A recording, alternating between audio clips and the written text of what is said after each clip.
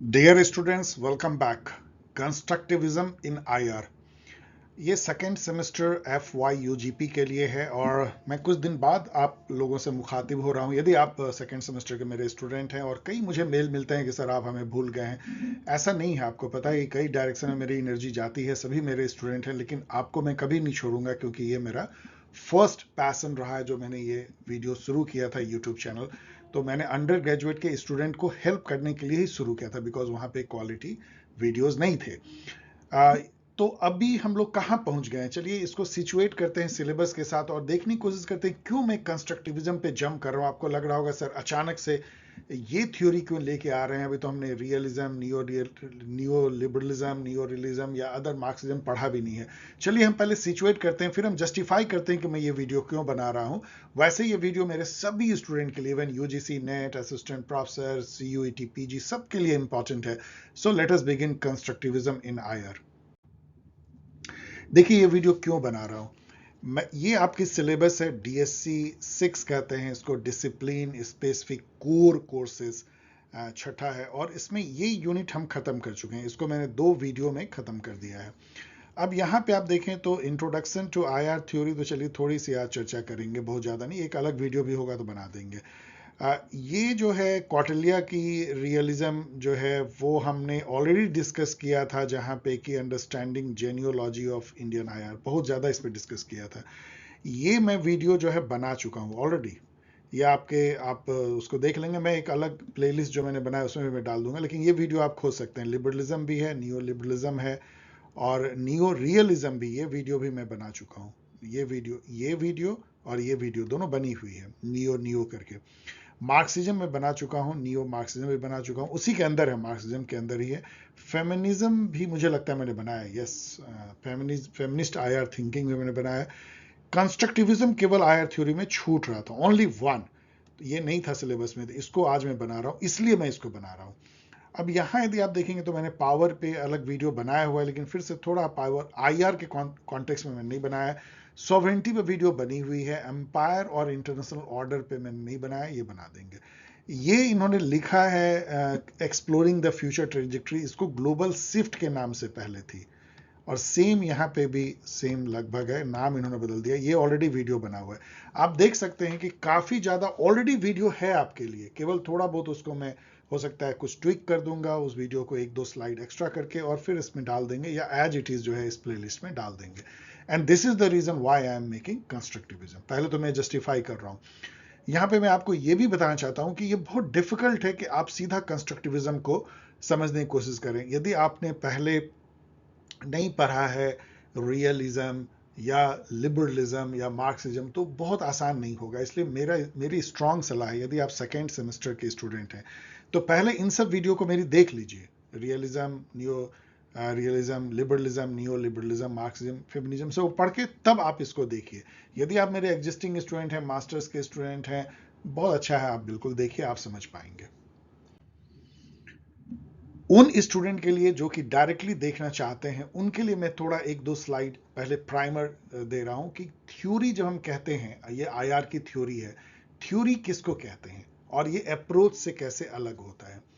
देखिए, एक Greek word है थ्योरिया, उससे थ्योरी निकली है, और इसका जो मतलब होता है, मतलब एक लिटरल मीनिंग थ्योरिया का, ए वेल फोकस्ड मेंटल लुक।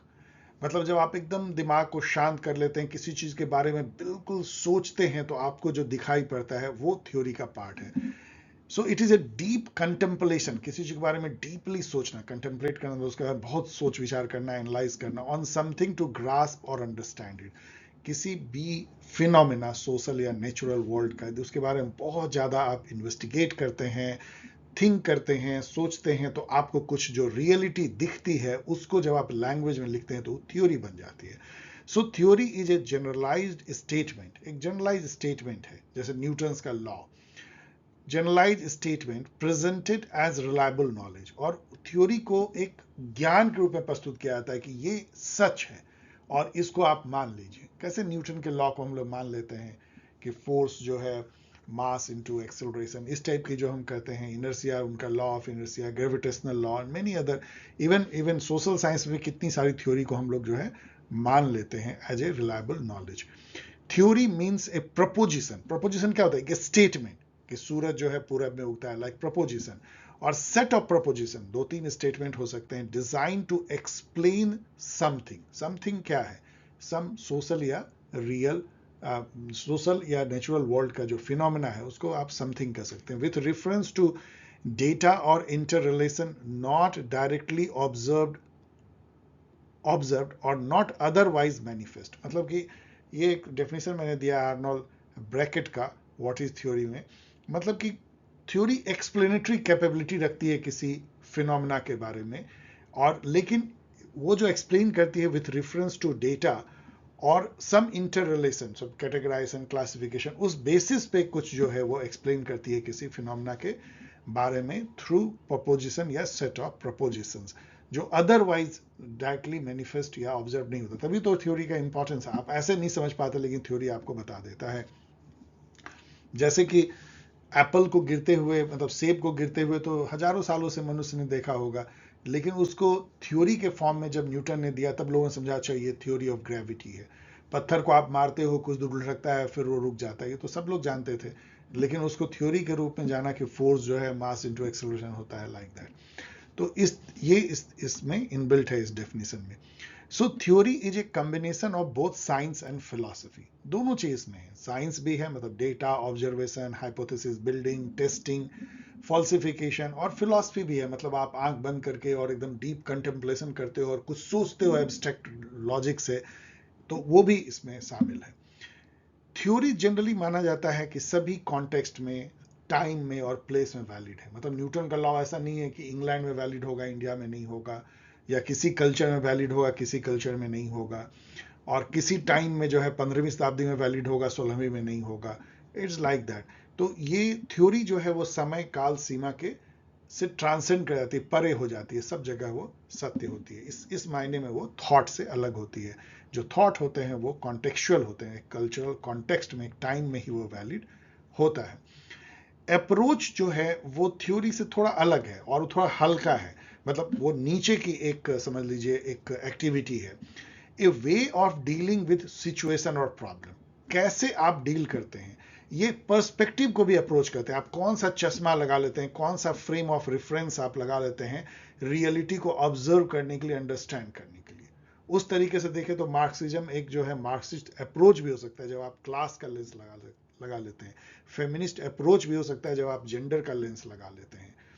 और कंस्ट्रक्टिविज्म भी एक अप्रोच है जब आप सोशल लेंस लगा लेते हैं। हर चीज में आप सोशल थ्योरी देखते हैं, कैसे जो है सोशल इंटरेक्शन से रियलिटी कंस्ट्रक्ट होती है। जब ये आप देखने लगते हैं तो सोशल कंस्ट्रक्टिविज्म हो जाती है। So approaches consist of criteria for selecting problem, मतलब किस क्राइटेरिया से आप प्रॉब्लम को सेलेक्ट करते हैं, कौन से वैल्यू उसमें अप्लाई करते हैं, वो भी अप्रोच है।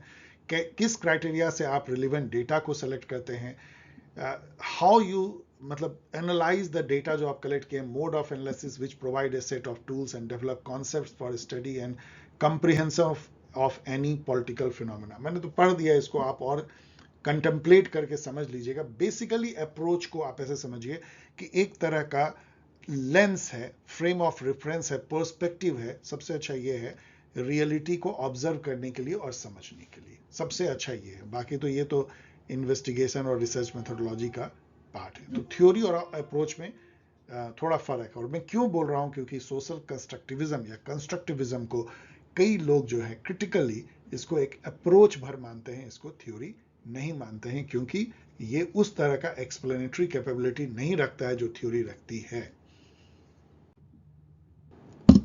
अब यदि हम आईआर थ्योरीज को देखें तो जस्ट आपको एक जल्दी से एक प्राइमर दे देता हूं, जिससे कि आप इस वीडियो को ठीक से, मतलब सेम पेज पे आके समझ पाए। देखिए, मेन स्ट्रीम थ्योरी जो है वो रियलिज्म है, लिबरलिज्म है, मार्क्सिज्म है। ये खास करके रियलिज्म और लिबरलिज्म जो है दो मेन थ्योरी। रियलिज्म जो है आत्मा कहलाती है आईआर थ्योरी की, और लिबरलिज्म उसका बॉडी। मार्क्सिज्म एक समय में तो क्रिटिकल थिंकिंग था, लेकिन अब वो मेन स्ट्रीम में भी आ गया है। रियलिज्म और लिबरलिज्म दोनों के अब नियो अवतार आ गए हैं, नियो लिबरलिज्म और नियो रियलिज्म। रियलिज्म और लिबरलिज्म, ये दोनों जो है रैशनल थ्योरी कहलाते हैं। ये दोनों मानते हैं कि स्टेट जो है एक रैशनल एक्टर है जो अपना यूटिलिटी को या इंटरेस्ट को मैक्सिमाइज करना चाहता है। स्टेट चूंकि रैशनल एक्टर है तो हमेशा जो वो आईआर में डिसीजन लेगा या उसका बिहेवियर जो होगा वो लॉजिक ऑफ कंसेक्वेंसेस से चलेगा, मतलब कॉस्ट बेनिफिट एनालिसिस करेगा कि इसमें कितना नुकसान है कितना फायदा है, उसके बेसिस पे एक्शन लेगा। दोनों अलग कहाँ हो जाते हैं कि रियलिज्म ये कहता है कि दोनों ये मानते हैं कि जो ग्लोबल पॉलिटिक्स है वो एनार्की के चलते जो है, एनार्किकल जो स्ट्रक्चर है, कोई वर्ल्ड गवर्नमेंट नहीं है, कोई सार्वभौम सत्ता किसी स्टेट के ऊपर नहीं है, तो एक एनार्किकल ऑर्डर है, मत्स्य न्याय है, मतलब जिसकी लाठी उसकी भैंस जो है आप यूक्रेन रसिया में देख सकते हैं। तो ग्लोबल लेवल पे कोई जो है मतलब कि हिरार्की नहीं है, सब बराबर हैं, सब स्टेट बराबर हैं। जैसे डोमेस्टिक लेवल पे होता है कि एक हायर पॉलिटिकल अथॉरिटी है जो कि लॉ एंड ऑर्डर मेंटेन करती है, वैसा ग्लोबल लेवल पे नहीं है। दोनों इसको मानते हैं। अब दोनों अलग कहाँ हो जाते हैं कि रियलिज्म कहता है, नियो रियलिज्म, कि इस एनार्किकल स्ट्रक्चर के चलते जो स्टेट है ना वो डरा रहता है कि कैसे वो बचेगा, तो वो सेल्फ हेल्प सर्वाइवल उसका जो है एम बन जाता है, उसके चलते वो पावर सीकर हो जाता है, अपने सिक्योरिटी को वो बढ़ाना चाहता है, उसके चलते वो बैलेंस ऑफ पावर करता है, चाहे और भी जितने भी युक्ति वो अपनाता है, आर्मी बढ़ाता है, न्यूक्लियर पावर बनता है, चाहे जो भी करता है। जो लिबरलिज्म है वो कहता है कि इस एनार्किकल स्ट्रक्चर को काउंटर करने के लिए स्टेट जो है वो आपस में इंटरेक्ट करता है, इकोनॉमिक इंटरडिपेंडेंस बढ़ाता है, कॉम्प्लेक्स इंटरडिपेंडेंसी हो जाती है, और इसके चलते जो है free trade, economic tie and cultural social ties भी आपस में बढ़ाता है, और मल्टीपल लेवल पे उसके एनजीओज आपस में मिलते हैं, multinational corporation, other non state, और इससे एक वेब बन जाता है इंटरकनेक्शन का, कॉम्प्लेक्स इंटर कनेक्टेडनेस उसको आप कह सकते हैं, कॉम्प्लेक्स इंटरडिपेंडेंस, और उसके चलते जो है एक कोऑपरेशन होता है। तो मतलब नियो लिबरलिज्म कहता है कि एनार्किकल जो स्ट्रक्चर है वो स्टेट को इकोनॉमिक इंटरडिपेंडेंस एंड कोऑपरेशन के तरफ जो है एक तरह से नज करता है, और रियलिज्म कहता है कि एनार्किकल स्ट्रक्चर जो है उसको एक तरह से सेल्फ हेल्प और सर्वाइवल और पावर एंड सिक्योरिटी को मैक्सिमाइज करने की तरफ नज करता है। यहाँ पे दोनों जो है अलग हो जाते हैं। मार्क्सिज्म तो क्लास के लेंस से जो है वो देखता है, जो अभी आपने पर्सपेक्टिव देखा, तो वो इंटरनेशनल रिलेशन को ऐसे देखता है कि एक कैपिटलिस्ट जो ऑर्डर है डोमेस्टिक लेवल पे वो ग्लोबल लेवल पे छा जाता है, जहाँ पे कि एक बहुत ही विकसित कैपिटलिस्ट कोर कंट्री है जो वेस्टर्न यूरोप और यूएसए हैं, एंड देन बहुत सारे जो पेरिफेरल नेशन है जो India, Asia and other Africa, वो जो हैं जो कोर कंट्री, और ये दोनों जो है इकोनॉमी से जुड़े हुए हैं, ट्रेड से जुड़े हुए हैं, लेकिन इस तरीके से जुड़े हुए हैं कि जो पेरिफेरल स्टेट है वो raw material, cheap labour, natural resources देता है, और ये उसको अपनी टेक्नोलॉजी से, नॉलेज से उसको कन्वर्ट करके हाई प्राइस पे है इसको बेचता है। इस तरीके से इसका हमेशा दोहन होते रहता है लगातार, और ये जो डेवलपमेंट होता है यहाँ पे वो एक तरह से डिपेंडेंट डेवलपमेंट होता है, कोर कंट्री के फायदे में होता है। इस नज़रिए से जो है कैपिटलिज्म के नज़रिए से मार्क्सिज्म क्रिटिकली जो है ग्लोबल पॉलिटिक्स को देखता है, एक capitalist division between capitalist nation and the periphery. जो क्रिटिकल थ्योरीज हैं, क्रिटिकल थ्योरी एक अम्ब्रेला जैसा है जिसमें आप समझ सकते हैं वो सारे हैं जो मेन स्ट्रीम थ्योरी के एजम्पशंस को काटते हैं, और वो ये कहते हैं कि जो ग्लोबल पॉलिटिक्स का जो स्ट्रक्चर है, जैसे एनार्की है एंड इंटरनेशनल स्टेट सिस्टम है, ये सब कोई मतलब गिवन नहीं है जिसको आप एकदम ट्रूथ मान लेते हो मेन स्ट्रीम थ्योरी, और उसके बीच से ही आप उसको इम्प्रूव करने का या उसको ही एक्सप्लेन करने का आप बात करते हो। क्यों ना उसको हम कहें कि इसको पूरा पलट दिया जा सकता है, ये जो स्ट्रक्चर है ये खुद ही चेंजेबल है, और इसको क्यों ना चेंज होना चाहिए, स्ट्रक्चर फॉल्टी क्यों नहीं है। जैसे फेमिनिज्म कहेगा कि ये जो स्ट्रक्चर है वो मैन का बनाया हुआ स्ट्रक्चर है ग्लोबल पॉलिटिक्स का, एनार्की या वॉर या बैलेंस ऑफ पावर, सब मैनलीनेस एंड जेंडर जो मैन का जो एट्रीब्यूट है उसको वो दिखाता है, और उसमें वुमेन और उसके कंसर्न और उसकी जो फीलिंग है या उसके जो एक तरह से कह लीजिए कंसर्न या उसके इंटरेस्ट हैं वो कहीं नज़र ही नहीं आते हैं। उसी तरीके से नियो मार्क्सिस्ट जो हैं वो इसी तरह की बात करते हैं जो मार्क्सिज्म करता है एक अलग ढंग से। फ्रैंकफर्ट स्कूल भी उसमें आते हैं। पोस्ट कॉलोनिज्म ये कहता है कि ये जो ग्लोबल स्ट्रक्चर है वो इम्पेरियलिस्ट है, नियो कॉलोनिस्ट है, और ये उसी एजेंडा से चलता है जिस एजेंडा से एक समय में कॉलोनियलिज्म किया गया था। पोस्ट स्ट्रक्चरलिस्ट जो होते हैं इसको पोस्ट मॉडर्निस्ट भी हम कहते हैं, इसमें कि मिशेल फूको और डेरिडा आते हैं। वो जो ग्लोबल स्ट्रक्चर है उसको पूरा नकारते हैं, वो कहते हैं कि ये स्ट्रक्चर जो है एक कोई रियलिटी नहीं है, ये एक आपका सोच है, और वो सोच जो है मतलब कि कोई वो उसका कोई मायने नहीं है। आप जैसे सोचते हो उसको आपने अपने पावर के चलते उस स्ट्रक्चर को ग्लोबल बना दिया है, उसको थोप दिया है। जैसे सॉवरेनिटी, ये यूरोपियन कॉन्सेप्ट है, उसको आपने पूरे दुनिया में थोप दिया। एनार्की आपने उसको बनाया, एनार्की, और एनार्की का क्या मायने है वो आपने लोगों को बता दिया। इस तरह की बातें। लैंग्वेज डिस्कोर्स थ्योरी, किस तरह से लैंग्वेज और डिस्कोर्स से जो नॉलेज क्रिएट किया जाता है, जो पावर में होते हैं वो किस तरह से नॉलेज क्रिएट करते हैं ग्लोबल लेवल पे, ये सब पोस्ट स्ट्रक्चरलिज्म करते हैं। कंस्ट्रक्टिविज्म तो हम लोग आगे देखेंगे, इसलिए इसको मैंने वैलिड कर दिया है। फ्रैंकफर्ट स्कूल जो है एक जर्मनी में एक पूरा एक स्कूल है। स्कूल मतलब कि एक थिंकर्स का एक ग्रुप है जो कि क्रिटिकल थ्योरी, जैसे Robert Cox and many other, उसमें Jurgen Habermas and many many others जो हैं, उसके नेम आप देख सकते हैं, Erich Fromm and many other, जो कि फ्रैंकफर्ट स्कूल के माने जाते हैं। वो भी मतलब वो तो क्रिटिकल थिंकर्स कहलाते ही हैं, लेकिन ये सब भी क्रिटिकल थ्योरी कहे जा सकते हैं। वो सारे थ्योरी जो मेन स्ट्रीम के जो स्ट्रक्चरल या गिवन इंस्टीट्यूशनल जो स्ट्रक्चर है जिसको नकारते हैं और उसको चेंज करने का एक तरह से दावा करते हैं या उसको फॉल्टी बताते हैं और अलग तरीके अलग नज़रिए से देखते हैं इंटरनेशनल रिलेशन के फिनोमेना को, वो सब क्रिटिकल थ्योरी जो मैंने यहाँ पे लिखा है। नियो मार्क्सिज्म के साथ में डिपेंडेंसी थ्योरी भी आता है, जैसे वॉलनस्टीन का वर्ल्ड सिस्टम थ्योरी है, and Andre Gunder Frank and others.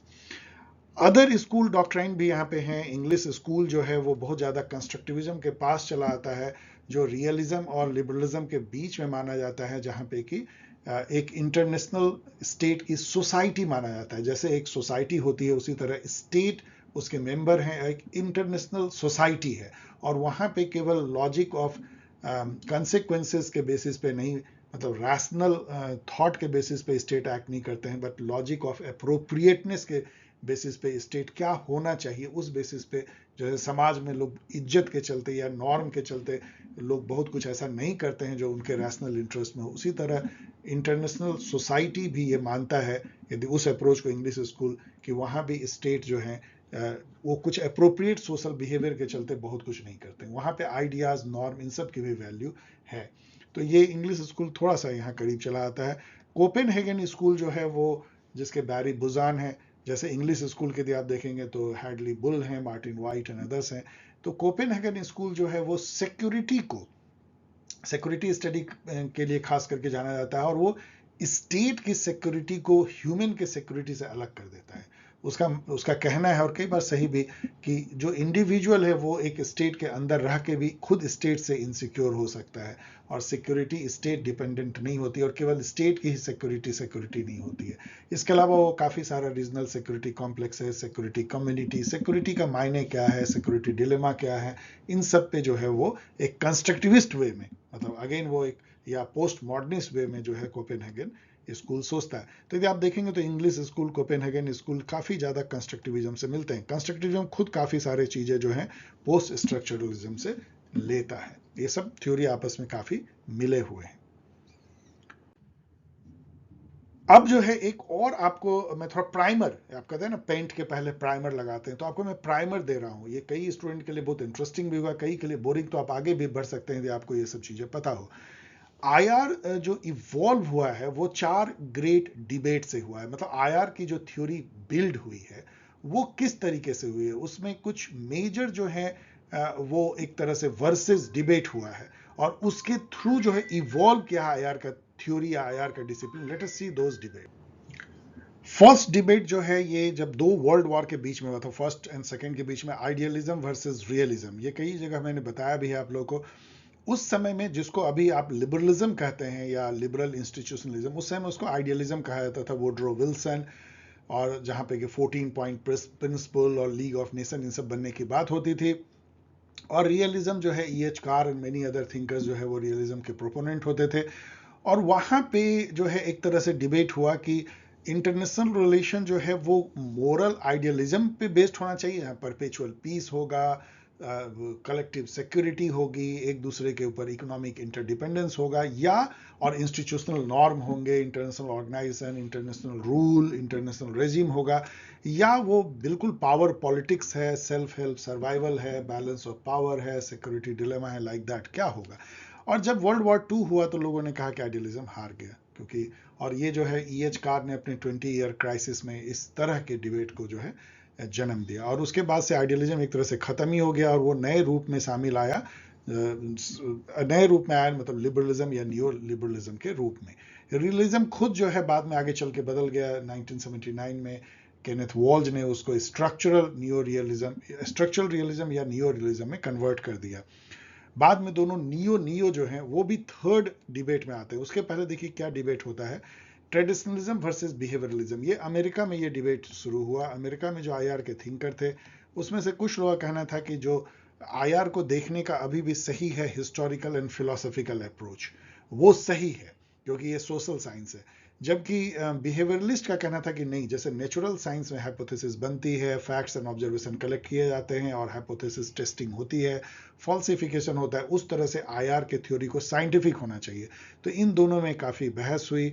एक तरह से बिहेवियरलिस्ट थोड़े दिन के लिए जीते भी, लेकिन आपको पता है कि post behaviourism and post positivism भी काफ़ी तेजी से आगे आ गया। इंटर पैराडाइम डिबेट, जैसे मैंने बोला कि नियो लिबरलिज्म और नियो रियलिज्म के बीच में डिबेट हुई, नियो डिबेट की, दोनों में कौन ज़्यादा साइंटिफिक है, कौन ज़्यादा रैशनलिस्ट है। दोनों इस डिबेट के थ्रू एक तरीके से हेगल का कहते हैं ना, थेसिस एंटीथेसिस सिंथेसिस, वो काफ़ी करीब आते चले गए। दोनों रैशनलिस्ट अप्रोच माने जाते हैं। दोनों में स्टेट को प्राइम एक्टर माना जाता है। थोड़े मतलब neo liberalism non state actor को थोड़ा वैल्यू देता है। दोनों में ये माना जाता है कि एनार्की जो है वो एकदम गिवन है और वो रियलिटी है, वर्ल्ड के स्ट्रक्चर का मतलब एक बहुत इंपॉर्टेंट फीचर है। और उसी के चलते दोनों केवल अलग इस बारे में हो जाते हैं कि स्टेट है तो rational actor cost benefit analysis देखता है, लेकिन नियो रियलिज्म कहता है कि वहाँ पे वो चूंकि कोई एनार्की है, कोई वर्ल्ड गवर्नमेंट नहीं है, तो सेल्फ हेल्प, सर्वाइवल और सिक्योरिटी एंड पावर मैक्सिमाइजर की तरह पे स्टेट बिहेव करने लगता है। लिबरलिज्म जो नियो लिबरलिज्म कहता है कि चूंकि एनार्की है, कोई और तरीका नहीं, इसलिए स्टेट आपस में जो है वो रैशनल एक्टर होने के चलते आपस में कॉपरेट करने लगते हैं, इकोनॉमिक इंटरडिपेंडेंस बढ़ा लेते हैं, ट्रेड एंड अदर रिलेशन के चलते जो है कॉम्प्लेक्स इंटरडिपेंडेंस होता है, और इस तरह कोऑपरेटिव बिहेवियर से वो जो है और इंस्टीट्यूशन बना के उसके नॉर्म एंड इंटरनेशनल रेजिम के थ्रू आपस में किसी तरह सोशियबली रहने की कोशिश करते हैं, पीस मेंटेन करते हैं। यहाँ पे दोनों जो है अलग हो जाते हैं। जो चौथा डिबेट है जिससे हमें नाता है, जहां पे कि सोशल कंस्ट्रक्टिविज्म या कंस्ट्रक्टिविज्म आता है, वो है, अभी भी वो चल ही रहा है, रैशनलिज्म वर्सेस रिफ्लेक्टिविज्म। रैशनलिज्म जो है, ये जो नियो दोनों रैशनलिस्ट हैं, और जो रिफ्लेक्टिविज्म है उसमें क्रिटिकल थ्योरी आ जाती है, कंस्ट्रक्टिविज्म भी आ जाता है। तो रैशनलिस्ट, जैसा मैंने बताया कि दे आर्गू, जैसे नियो कह लीजिए, कि स्टेट जो है वो रैशनल एक्टर हैं, वो डिसीजन जो है based on the careful calculation, cost benefit analysis करके लेते हैं। यहाँ पे लॉजिक ऑफ कंसेक्वेंसेस कि करेंगे तो क्या होगा, इस बेसिस पे कॉस्ट बेनिफिट एनालिसिस यही है कि लॉजिक ऑफ कंसेक्वेंसेस के बेसिस पे आप डिसीजन लेते हैं। जो रिफ्लेक्टिविज्म है वो state behaviour is saved by a wide range of factors, केवल जो है मटेरियल फैक्टर या कॉस्ट बेनिफिट नहीं होता है, रैशनलिज्म नहीं होता है, including social norms, identity, culture and social interaction. State are not purely rational actor but are also influenced by their values, belief and emotions. अब आप देखिए कितना ये फर्क है। यहाँ पे जो है आप वैल्यू, बिलीफ, इमोशंस को प्योर रीजन रैशनलिटी के बराबर या उससे ऊपर की जो है तरजीह दी जा रही है, वैल्यू दी जा रही है। ये रिफ्लेक्टिविज्म है। Reflectivist give importance to the social context. यहाँ पे कॉन्टेक्स्ट मैटर, हर culture matters, language matter, discourse matter, value, idea, norms, rule matter.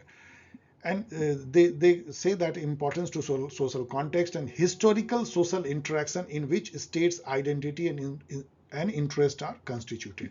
ये जो अभी आप देख रहे हैं यही बार बार आपको अभी रिवर्वेट करेगा अगले 30 मिनट तक, कि मतलब जब स्टेट आपस में हिस्टोरिकली मतलब 100 सालों से 150 सालों से इंटरेक्ट कर रहे हैं, इंडिया जैसे चाइना से इंटरेक्ट कर रहा है, पाकिस्तान से 70 साल से हम इंटरेक्ट कर रहे हैं, या यूके और यूएसए जो है 300 साल से कर रहा है, तो हिस्टोरिकल सोशल इंटरेक्शन के थ्रू स्टेट जो है एक सोशल अंडरस्टैंडिंग बनाते हैं, जिसको इंटर सब्जेक्टिविटी आप कह सकते हैं। मतलब जब 10 लोग मिल करके आपस में डिबेट डेलिब्रेशन से किसी चीज के बारे में जब नॉलेज को फ्रेम करते हैं, तो वो एक व्यक्ति का नॉलेज नहीं रह जाता है, वो जो है वो ग्रुप का नॉलेज हो जाता है। इसको इंटर सब्जेक्टिव नॉलेज कहते हैं। जैसे मान लीजिए कि हम 10 लोग मिले और मिल करके हम लोग ये चर्चा कर रहे हैं कि भगवान क्या है, ईश्वर क्या है, और 1 साल के डिबेट डेलिब्रेशन से हम एक नतीजे पर पहुंचे कि भगवान ये है, हम लोग ने मान लिया, एक नॉलेज क्रिएट कर लिया जो भी। तो वो नॉलेज मेरा नॉलेज नहीं रहा, उस ग्रुप का नॉलेज है, ये इंटर सब्जेक्टिव नॉलेज है, ग्रुप में सब लोगों ने कंसेंसस से आफ्टर डेलिब्रेशन मान लिया। तो उसी तरीके से जब स्टेट जो है इंटरनेशनल लेवल पे इंटरेक्ट करते हैं हिस्टोरिकली, तो वो जो है एक शेयर्ड आइडिया, शेयर्ड नॉलेज जो है वो जनरेट करते हैं, और उस नॉलेज और आइडिया से अपनी वो आइडेंटिटी बनाते हैं, अपनी इमेज बनाते हैं कि मैं क्या हूं इस मतलब कि ग्रुप में, और उसी आइडेंटिटी के बेसिस पे वो अपना इंटरेस्ट को फ्रेम करते हैं, जैसा उनका आइडेंटिटी वैसा ही उनका नेशनल इंटरेस्ट, और इसी बेसिस पे वो एक्ट करते हैं। अब उनका जो इमेज है, जो आइडेंटिटी है, जो उनका इंटरेस्ट है, वो उनको एक पर्टिकुलर बिहेवियर करने को बाध्य करता है, उसी तरीके से वो बिहेव करते हैं। ये जो है रिफ्लेक्टिविस्ट का कहना है, कितना अलग है आप समझ सकते हैं। और जो कंस्ट्रक्टिविज्म है वो एक रिफ्लेक्टिविस्ट थ्योरी है। सो इसमें रोल जो है कल्चर का आ जाता है, हिस्ट्री का आ जाता है, हिस्टोरिकल इंटरेक्शन, कल्चर मतलब क्योंकि उससे नॉर्म, वैल्यू, आइडिया, बिलीफ आते हैं, और लैंग्वेज का इसमें रोल आ जाता है क्योंकि लैंग्वेज जो है वो साइट ऑफ कन्फ्लिक्ट है। लैंग्वेज जो है वो डिस्कोर्स के थ्रू, मतलब लैंग्वेज के थ्रू या स्पीच एक्ट के थ्रू जो है नॉलेज को क्रिएट किया जाता है, आइडियाज को शेयर किया जाता है, और उससे जो है जस्टिफाइड, जिसको नॉलेज कहते हैं, वो डिक्लेयर भी किया जाता है, जिसको ट्रुथ लोग कहते हैं। तो language, discourse, culture, rule, norms, ये सारी चीजें जो हैं, और हिस्टोरिकल सोशल इंटरेक्शन, ये सब इंपॉर्टेंट बन जाते हैं रिफ्लेक्टिविस्ट थॉट के अंदर में। और कंस्ट्रक्टिविज्म में तीसरी चौथी बार कर रहा हूं, वो रिफ्लेक्टिविज्म के तरफ फॉल करता है, और ये नियो जो है ये रैशनलिज्म की तरफ। तो ये यदि आप समझ जाएंगे तो लगभग इस वीडियो का जो थीम है वो आप समझ जाएंगे। अब इतना बताने के बाद जो है, now let us discuss the core themes और टीनेट ऑफ कंस्ट्रक्टिविज्म इन आईआर। मतलब कि कंस्ट्रक्टिविज्म का अब यहां पे आकर के 18 या कितने 26 मिनट के बाद जो है हम लोग डिस्कस कर रहे हैं कि कंस्ट्रक्टिविज्म क्या है। आप चाहें तो इसको सीधा यहां पे देख सकते हैं और उसको आप आईआर थ्योरी के पार्ट में मान सकते हैं। देखिए यहाँ पे मैंने बहुत कुछ लिखा है, बहुत वर्डी होता है, आपको पता है, क्योंकि एग्जाम में नोट के बेसिस पे तरह से आप इसको यूज करते हैं, और बहुत सारा कुछ रिपीटेड भी होगा, लेकिन बार बार रिवर्वेट करे इसलिए भी मैंने उसको रिपीटेशन छोड़ दिया है। देखिए फर्स्ट है कि रियलिटी इज सोशियली कंस्ट्रक्टेड। अब रियलिटी क्या है, मान लीजिए कि मैं एग्जाम्पल आईआर में एग्जाम्पल देता हूं कि एनार्की, सॉवरेनिटी, अब ये सब चीजें कोई ऐसा नहीं है कि चांद, तारे, सूरज के जैसा जो है कोई ऐसा ऑब्जेक्टिव रियलिटी है जो हमसे परे एकदम ट्रूथ है, हम जाने ना जाने हम उसको कैसे परसीव करते हैं, वो चीजें अपने आप में एकदम बिल्कुल ऑब्जेक्टिव ट्रूथ है, उसको आप सर्च कर सकते हैं, उसके लॉ देख सकते हैं, ये नेचुरल रियलिटी है। उस टाइप की रियलिटी सोशल वर्ल्ड में कुछ नहीं होता है। एनार्की जो है वो कोई ऐसा गिवन कोई ऑब्जेक्टिव रियलिटी नहीं है जिसको कि जाके आप खोज लेंगे, डिस्कवरी कर लेंगे। ये कहता है कंस्ट्रक्टिविज्म कि ये सब जो है रियलिटी, सोशल वर्ल्ड में रियलिटी सोशियली कंस्ट्रक्टेड होता है। मतलब जब आपस में लोग से मिलता है ना, भगवान क्या है, 10 लोग मिले और उन्होंने सोशली कंस्ट्रक्ट किया आइडिया ऑफ भगवान, और जो उन्होंने किया उसी को मानते हैं, बस ये इसलिए उसको लोग बोलते हैं आस्था है। आस्था क्या है, मतलब जो लोगों ने मान लिया, अब उसकी रियलिटी कोई ऑब्जेक्टिव रियलिटी तो होती नहीं है। So it is reality is socially constructed, not something out there, कोई वहां पे पड़ा हुआ नहीं है एक टेबल फैन के जैसा जिसको कि आप ऑब्जेक्टिव रियलिटी और किसी लॉ से आप उसके बारे में जान जाएंगे।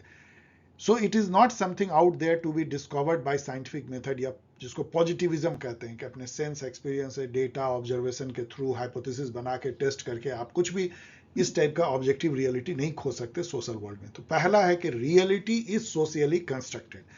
If reality is socially constructed, then international its relation is itself a social construction. Second sentence ये जो मैंने यहाँ लिखा नहीं है लेकिन एकदम ऑब्वियस है कि इंटरनेशनल रिलेशन जो है वो एक सोशल कंस्ट्रक्शन है, एक कंस्ट्रक्ट है। कंस्ट्रक्ट इसी तरह से होता है जैसे कि मान लीजिए कि लकड़ी पड़ा हुआ है, लोहे कील पड़े हुए हैं, आप इन सब को मिला करके एक कुर्सी बनाते हैं। तो जो कुर्सी बनाते हैं वो आपका सोशल कंस्ट्रक्शन है, वो कोई ऑब्जेक्टिव रियलिटी तो लकड़ी है, कील है, कील इटसेल्फ जो एक शेप में है वो भी हमने क्रिएट किया हुआ है, ग्लू भी हमने बनाया हुआ है। तो उन सब को असेंबल करके आप एक नया शेप देते हैं जिसको आप चेयर कहते हैं, और वो चेयर केवल रिलेटिव, मतलब वो उसकी मीनिंग जो है वो केवल इन रिलेशन टू एक लैंग्वेज है। जहाँ पे कि लोग उसको मीनिंग देते हैं कि ये चेयर पे बैठना है, तो इसका मतलब इसको रिलैक्स करने से इसका नाता है, इसको रेस्ट करने से नाता है, इसका यूटिलिटी है, तब जाकर के उस जो जो जो लकड़ी और कील और गोंद इन सब का जो है सम्मिश्रण जो है एक मीनिंग पाता है। इसको इसको कंस्ट्रक्शन कहते हैं। इसी तरीके से सोशल वर्ल्ड में हर जो फिनोमेना होता है वो एक सोशली कंस्ट्रक्टेड होता है, उसको कोई ऑब्जेक्टिव मीनिंग नहीं होती है। जैसे एक और एग्जांपल लीजिए कि एक लकड़ी का टुकड़ा है, लकड़ी का टुकड़ा लकड़ी का टुकड़ा है, लेकिन जब उसको हम एक शेप दे देते हैं एक हथौड़े का, और वो हथौड़ा जब एक जज के हाथ में होता है और ऑर्डर ऑर्डर करता है, तो उस हथौड़े से हमें क्या मिलता है? हम उसको एक लैंग्वेज से, सिंबल से, एक बिलीफ से, एक आइडिया से हम उसको न्याय से जोड़ देते हैं। अब वो हथौड़ा हमको न्याय का हथौड़ा दिखता है।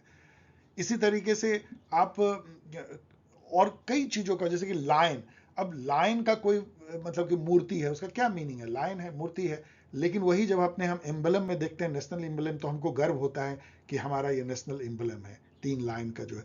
तो इस तरीके से जो सोशल क्रिएशन है वो ऑब्जेक्टिव रियलिटी नहीं है वो ऑब्जेक्ट रियल जिनसे वो क्रिएट किया जाता है, लेकिन जब हम उसको एक खास मीनिंग दे देते हैं तो उस मीनिंग में ही, जिसको हम लोग सोशल इंटरेक्शन से गढ़ते हैं, उस मीनिंग को अपने आइडिया बिलीफ से या शेयर्ड नॉलेज से, उसी से उसके मायने होते हैं। तो इंटरनेशनल रिलेशन में जितने भी ऑब्जेक्ट हैं, जैसे कि anarchy, sovereignty, balance of power, and ये सारे जितने भी आप सोच सकते हैं, जो जो जैसे कि कलेक्टिव सिक्योरिटी, सिक्योरिटी डिलेमा, ये सारे जो ऑब्जेक्ट हैं इंटरनेशनल रिलेशन के, वो सब जो है सोशली क्रिएटेड है। मतलब जब स्टेट आपस में हिस्टोरिकली सोशली इंटरैक्ट करते हैं और उससे जो है एक शेयर्ड आइडिया और शेयर्ड नॉलेज जनरेट करते हैं, और उससे जो अपनी वो आइडेंटिटी गढ़ते हैं, और उस आइडेंटिटी से जो इंटरेस्ट निकलता है,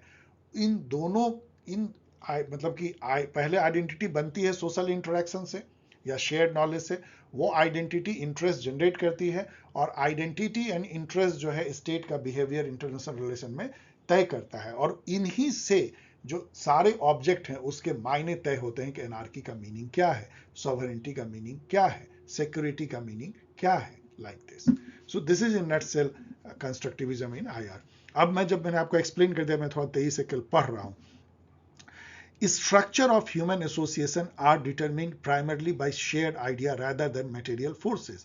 स्ट्रक्चर क्या होता है? सोशल साइंस में स्ट्रक्चर जो है पैटर्न्ड ह्यूमन बिहेवियर है। जब एक बिहेवियरल पैटर्न जो है हजारों सालों में या सैकड़ों सालों में फिक्स हो जाता है, तो वो सोशल स्ट्रक्चर बन जाता है, और उसमें जो है वो उसके खास जो है उस बिहेवियरल पैटर्न के रूल या नॉर्म से वो गाइडेड होने लगता है। जैसे आपका मैरिज जो है एक सोशल स्ट्रक्चर है, एक फैमिली एक सोशल स्ट्रक्चर है, आपका कॉलेज और स्कूल भी एक सोशल स्ट्रक्चर है। आप उसे मत समझिए कि वो जो दीवार और उसकी जो बिल्डिंग है वो कोई सोशल स्ट्रक्चर है जो आपको लगता है। बेसिकली जो उसके रूल नॉर्म आइडिया, स्कूल होने का जो आइडिया है, उसमें जो डिसिप्लिन होती है, एक ड्रेस होता है, एक टीचर और स्टूडेंट का रिलेशन होता है, ये सब मिल करके स्ट्रक्चर बनाता है। आप उस स्ट्रक्चर को तोड़ नहीं पाते हैं। आप स्कूल में कुछ भी चाहें तो ऐसा नहीं कर सकते हैं, कॉलेज में कुछ भी चाहे, इवन ऑफिस भी एक स्ट्रक्चर है, कोई इंस्टीट्यूशन जो है वो एक स्ट्रक्चर बन जाता है। So structure of human association ये माना जाता है कि ये सोशल क्रिएशन है, कोई ऑब्जेक्टिव रियलिटी नहीं है। So structure of human association are determined primarily by shared idea rather than material forces. Material forces क्या है? जो एकदम मतलब कि जैसे कि दीवार, ईंट, wealth, money, power, like this, material forces. And the identity and interest of purposive actor, जो हमने कहा purposive actor मतलब state या non state actor, identity and interest of purposive actors are constructed by these shared idea rather than given by nature. तो जो social interaction में जो nation state हैं या नॉन स्टेट एक्टर भी हैं, उनकी जो आइडेंटिटी और इंटर्न जो इंटरेस्ट बनते हैं, वो कोई नेचुरल गिवन रियलिटी नहीं है, बल्कि वो सोशल कंस्ट्रक्शन है जो शेयर्ड आइडिया, शेयर्ड नॉलेज से हिस्टोरिकल कॉन्टेक्स्ट में सोशल इंटरेक्शन से बनते हैं। सो स्ट्रक्चर इटसेल्फ, जो इंटरनेशनल रिलेशन के जो स्ट्रक्चर हैं like anarchy, itself they are socially constructed, not given or out there to be found. कोई नेचुरल रियलिटी नहीं है बल्कि सोशल कंस्ट्रक्शन है। इसको तो आप जस्ट पढ़ लीजिए, लेकिन चलिए मैं पढ़ देता हूँ. Structure and so called reality of IR are what actors, state or international organization, non-state actor, perceive, believe and make out from social interaction and intersubjective knowledge. मैंने ये सब समझा दिया आपको. intersubjective knowledge क्या होती है, social interaction तो आप समझते ही हैं.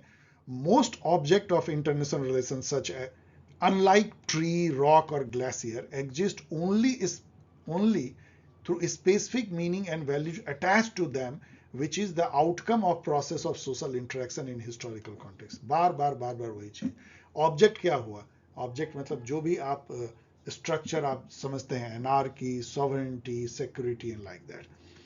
Hence, structure and framework of international relation are not given or objective reality but are social construction. Hence, international relation itself is a social construction, not objective reality. Importance of idea, norm, rule, belief. Norm और rule वो एक जैसा word है. Belief in shaping international politics. इन सब को जो ये जो ideational factor है ना, इसको ये material factor जो कि power and wealth कह लीजिए, उसके ऊपर ये थोड़ा वैल्यू देता है constructivism in shaping international politics. जो रैशनल थ्योरीज हैं वो मटेरियल फैक्टर को ही केवल ज्यादा इंपॉर्टेंस देता है. Actors create and shape the international system through their shared belief, shared knowledge, norms and identities. एकदम एक ही बात. Role of this ideational factor in framing identity, which in turn frame interest of the actors, which in turn influence their behavior. तो आप एकदम एक sequence देख सकते हैं. पहले जो है, जो ये आइडियशनल फैक्टर हैं, ये सोशल इंटरेक्शन के थ्रू स्टेट की जो है आइडेंटिटी क्रिएट करते हैं. वो आइडेंटिटी इंटरेस्ट जनरेट करता है और आइडेंटिटी इंटरेस्ट उसके बिहेवियर को इन्फ्लुएंस करता है. जैसे मान लीजिए कि आप एग्जाम्पल लीजिए कि रसिया है. अब रसिया ने जिस तरीके से सोशली इंटरेक्ट किया है 100 सालों में, देखिए दो बार उसने जो है जर्मनी को हराया है. नाजीज जर्मनी को हराया, उसके पहले वो जो कैजर थे वहां के जो राजा, उनको भी वर्ल्ड वॉर 1 में हराया था. इसके अलावा उसने पूरे ईस्टर्न यूरोप को कंट्रोल किया है सैटेलाइट स्टेट बना के, और पूरी आधी दुनिया को इन्फ्लुएंस किया कम्युनिज्म से. और उसने जो है वो ग्रेट पावर के फॉर्म में यूएसए से टक्कर लिया 50 साल से ज्यादा कोल्ड वॉर में. एक सुपर पावर कहलाया. ये उसकी आइडेंटिटी बनी है सोशल इंटरेक्शन से. अब भले वो गरीब हो गया है, लेकिन क्या वो आइडेंटिटी चेंज होता है? अभी भी उसको कोई आंख नहीं दिखा सकता है. अभी भी वेस्टर्न पावर उसके ऊपर जो है एक सीमा से अधिक नहीं जाते हैं, क्योंकि उसने अपनी वो आइडेंटिटी बनाई है. और वो आइडेंटिटी से उसने अपना इंटरेस्ट बनाया कि हम एक सुपर पावर हैं और हमारे दरवाजे तक नाटो नहीं आ सकता है. यूक्रेन जो मेरा एक तरह का पार्ट रहा है, उसकी हिम्मत नहीं है कोई नाटो में शामिल हो जाए. और जब नाटो में शामिल होने की उसने ऐसी बात की, ईयू की, तो उसको उसने परसीव किया मतलब सोशली कंस्ट्रक्ट किया कि ये हमारा एग्जिस्टेंशियल थ्रेट है और हमको स्पेशल मिलिट्री ऑपरेशन करने का पूरा हक है, और वो करना शुरू कर दिया. तो उसके बिहेवियर को, उसका जो इंटरेस्ट था वो अफेक्ट किया, उसकी आइडेंटिटी अफेक्ट की. तो ये एक एग्जाम्पल है कैसे जो है सोशल कंस्ट्रक्टिविज्म के तहत आप इस रसिया के बिहेवियर को एक्सप्लेन कर सकते हैं. So it is primacy to ideational factor over material factor. जो मैंने कहा, greater appreciation of the role of culture and history and language and discourse in shaping the international system. इस पर तो बहुत ज्यादा कहा सकता है, लेकिन मैं थोड़ी बहुत कहा. डिस्कोर्स क्या होता है, मैंने कई बार आपको बताया, ये स्पीच एक्ट से, लैंग्वेज के थ्रू जब आप किसी वर्ड, किसी टर्म को एक स्पेशल मायने दे देते हैं और उसको मनवा लेते हैं कि इसका यही मायने. सबसे अच्छा इसका देखिए, नॉर्थ इंडिया में यदि आप किसी को बोलिएगा, साउथ इंडिया वाले तो नहीं समझ पाएंगे, टुकड़े टुकड़े गैंग. तो टुकड़े टुकड़े गैंग का अदरवाइज क्या मीनिंग है? यदि मान लीजिए आप आज से 10 साल पहले किसी को बोले टुकड़े टुकड़े गैंग, या 15 साल पहले, कुछ पता नहीं टुकड़े टुकड़े गैंग क्या, कौन सा गैंग है. आज यदि आप किसी को टुकड़े टुकड़े गैंग कहते हैं तो एकदम उसका क्लियर मीनिंग है by discourse, by media, by journalism, by paper, by leaders speech and all. इससे ये हो गया कि ये जो है मुस्लिम परस, प्रो पाकिस्तानी और लिबरल, लेफ्ट लिबरल टाइप के जो है स्टूडेंट का ग्रुप है या इंटेलेक्चुअल ग्रुप है जो कि इंडिया के टुकड़े टुकड़े कर देना चाहता है या इंडिया को एक नहीं रखना चाहता है, लाइक दैट, इस टाइप की. तो ऐसे डिस्कोर्स जो है इस तरह से बनते हैं. और डिस्कोर्स ऑलवेज जो है पावर का फंक्शन होते हैं. वो जिनके पास सत्ता होती है, पावर होती है, वही डिस्कोर्स से जो है नॉलेज क्रिएट करते हैं.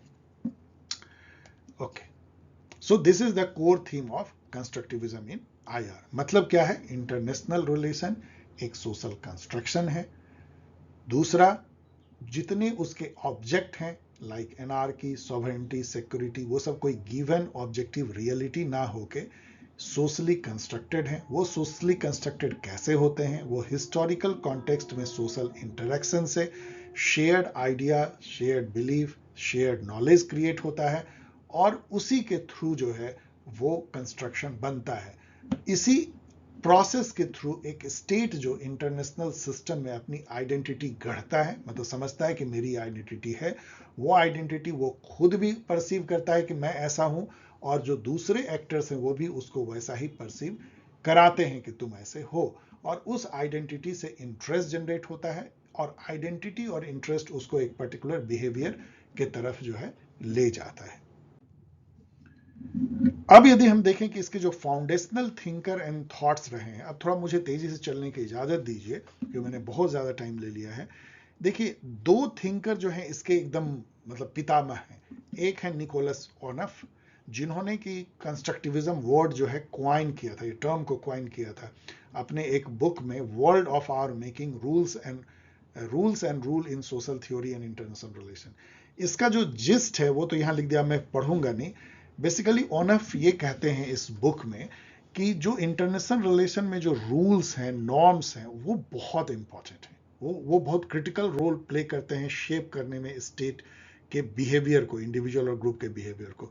और जो रूल है वो केवल सिंपली गाइडलाइन नहीं है कि तुमको ऐसा करना है, लेकिन वो एक पावरफुल सोशल कंस्ट्रक्ट खुद है। वो एक सोशल कंस्ट्रक्टेड रूल क्या होता है, नॉर्म क्या होता है, सोशली कंस्ट्रक्टेड होता है कि हमको ऐसा बिहेव करना चाहिए, और वो जो है लॉजिक ऑफ अप्रोप्रिएटनेस पे चलता है, और वो जो है सोशल रियलिटी उस रूल नॉर्म से क्रिएट होता है। बाकी आप पढ़ लीजिएगा, मैं इसको छोड़ रहा हूँ।